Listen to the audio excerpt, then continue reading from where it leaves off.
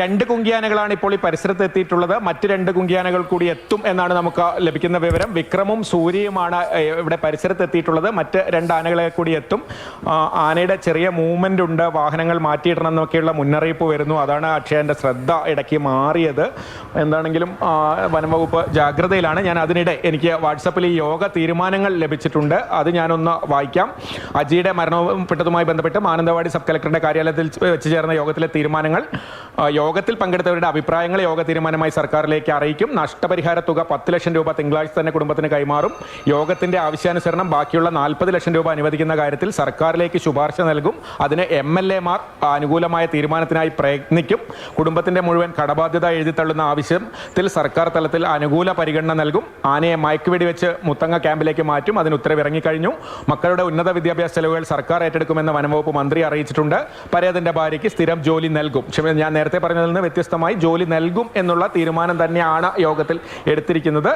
അത് എന്തായാലും കൃത്യമായ ഫോളോ അപ്പ് ഉണ്ടാകും. അതിന് ക്യാബിനറ്റ് ഡിസിഷൻ ഉൾപ്പെടെ വരുമായിരിക്കും. അത് അത്തരമൊരു ഉറപ്പ് ലഭിച്ചതുകൊണ്ടായിരിക്കണം അത്തരമൊരു തീരുമാനം രേഖപ്പെടുത്തിയത്.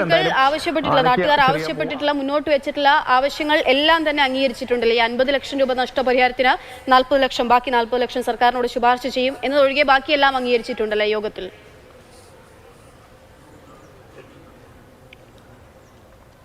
അക്ഷയ ബാക്കിയെല്ലാം അംഗീകരിച്ചു എന്ന് തന്നെയാണ് അതിൽ നിന്ന് എനിക്ക് മനസ്സിലാകുന്നത്. സാധാരണഗതിയിൽ നൽകുന്ന ഇത്തരത്തിൽ ഒരു ജീവൻ നഷ്ടപ്പെട്ടാൽ നൽകുന്ന സർക്കാർ നിയമപ്രകാരമുള്ള നഷ്ടപരിഹാരമാണ് 10 ലക്ഷം രൂപ. അതിൻ്റെ കൂടുതലായ 40 ലക്ഷം രൂപ ആവശ്യപ്പെട്ടത് അത് ക്യാബിനറ്റ് തീരുമാനത്തിന് വിട്ടിരിക്കുകയാണ്.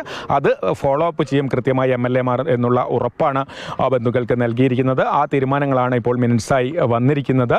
എന്തായാലും അവിടെ മാനന്തവാടിയിലെ കാര്യങ്ങൾ ഏതാണ്ട് അവസാനിച്ചു. ഇനി പോസ്റ്റ്മോർട്ടം കൂടി കഴിഞ്ഞാൽ അജിയുടെ മൃതദേഹം പടമലയിലേക്ക് കൊണ്ടുവരും.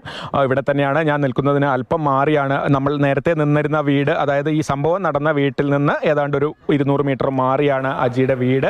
അവിടേക്കായിരിക്കും മൃതദേഹം എത്തിക്കുക. തൊട്ടടുത്ത് തന്നെയാണ് പടമല പള്ളിയും. എന്തായാലും ബാക്കി കാര്യങ്ങളൊക്കെ അതിന് പിന്നാലെ ഉണ്ടാകും. എന്തായാലും ഇവിടെ ഇപ്പോൾ ദൗത്യ സംഘം RRT അംഗങ്ങളും വനം വകുപ്പും ഈ ആനയെ ട്രാക്ക് ചെയ്യുകയാണ്. മറ്റ് നടപടികളിലേക്ക് കടക്കുകയാണ്.